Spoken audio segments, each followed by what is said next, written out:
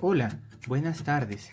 En esta oportunidad tenemos el gusto de presentarles lo correspondiente a la teoría celular, su historia, sus postulados y sus autores, en los que miraremos generalmente las funciones y las características de cada célula, en donde se compone todo ser vivo. También vamos a conocer todos los pensamientos de los autores que dieron forma a la teoría para que podamos nosotros entender lo que es la teoría celular.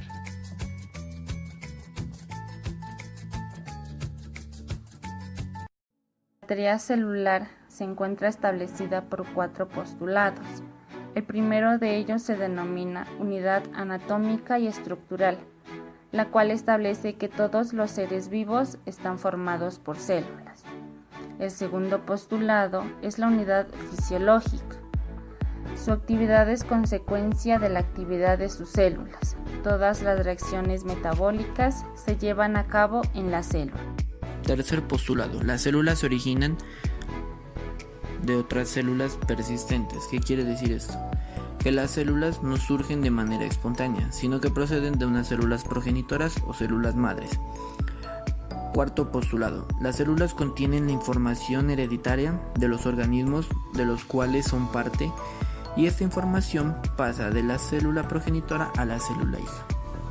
El responsable de toda esta información genética es el cromosoma, que se lo encuentra en el núcleo de la célula.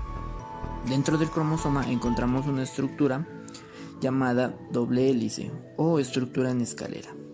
Esta es conocida como ADN. Es la responsable de contener toda la información genética necesaria.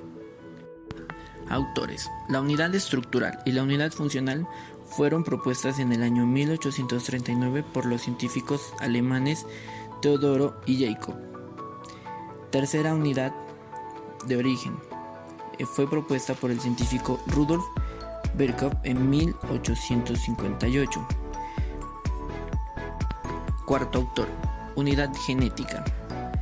Cada uno contiene la información hereditaria necesaria para el control de su propio ciclo y del desarrollo y funcionamiento de un organismo. Fue propuesto por los científicos James Watson y Francis Crick en 1953, quienes descubrieron la famosa estructura de doble hélice o escalera en espiral, lo cual, gracias a su maravilloso descubrimiento, les valió el premio Nobel de Medicina y de Fisiología.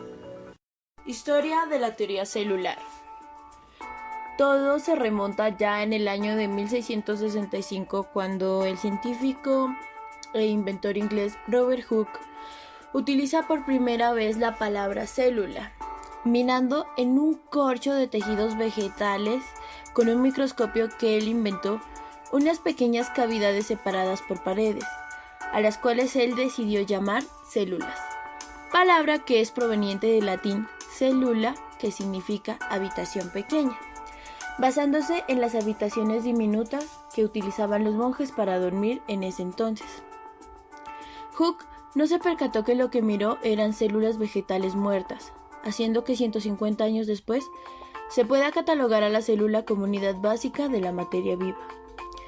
Ya en el siglo XVII, en el año de 1670, el naturalista holandés Anton van Leeuwenhoek, teniendo en ese entonces un microscopio con 250 veces más aumento, siendo así el mejor de su época e inventado por él, logra ver en una gota de agua de un lago pequeños animales y en los dientes de las personas bacterias. Cuando Leeuwenhoek describe lo que analizó en los dientes y en la gota de agua, decide darles el nombre de animálculos, pues decía que tenían forma de pequeños animales. Actualmente les conocemos como bacterias, descubriendo por primera vez organismos demasiado diminutos y pequeños que en ese entonces no existían para la humanidad. Ya en el año de 1677, un estudiante de medicina llamado Johann Hahn descubre los espermatozoides, comentándole al señor Leeuwenhoek que miró pequeños animálculos en el semen del hombre, creyendo que eran parte de la putrefacción del líquido seminal, pero Leeuwenhoek supuso que estos animálculos eran componentes del semen, dando así una descripción más específica de lo que hoy día conocemos como espermatozoides, pues en esa época se creía que los embarazos se daban por ciertos vapores que emanaba el esperma, siendo Leeuwenhoek la primera persona en decir que los espermatozoides entraban dentro de los óvulos. Lastimosamente él no pudo observar el proceso de su idea. Un año después, el zoólogo Theodore Schwann amplió las conclusiones del botánico Sheldon, diciendo que en el reino animal ocurría lo mismo que en el reino vegetal, descubriendo así las células animales.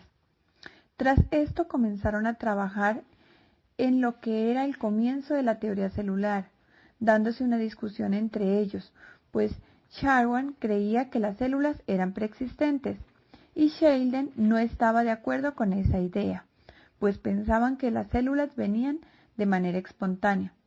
Fue entonces, en el año 1858, cuando el médico alemán Rudolf Virchow intervino con sus investigaciones en citogenética, demostrando que las células vienen de otras células, concluyendo que las células surgen de células ya preexistentes. A partir de todo lo dicho, la teoría celular puede ser resumida en 4 proposiciones. Todos los seres vivos estamos compuestos por células o por la segregación de estas. Los organismos son de una célula unicelular o de varias pluricelulares. Esta es una unidad estructural de materia viva. Una sola célula es suficiente para componer un organismo. Las funciones vitales están en torno a las células, ya que es una unidad funcional para la vida. Las células son un sistema abierto, el cual intercambia energía y materia con su medio.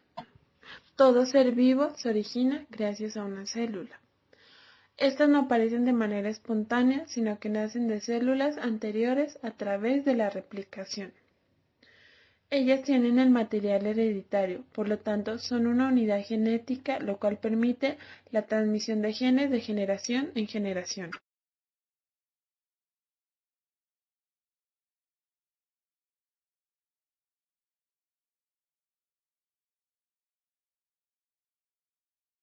Ya en el año de 1824, René Dutrochet es el primero en establecer a la célula como unidad básica de la estructura, diciendo que todos los organismos están compuestos por células. Para el año de 1839, 2 científicos alemanes proponen lo que conocemos hoy en día como teoría celular, siendo Matthias Schleiden un botánico que tras el estudio de muchas plantas por varios años, llega a la conclusión de que todos los tejidos vegetales están compuestos por unidades, a las cuales les llamó células, claramente basándose en los estudios de Hooke, descubriendo así a las células vegetales.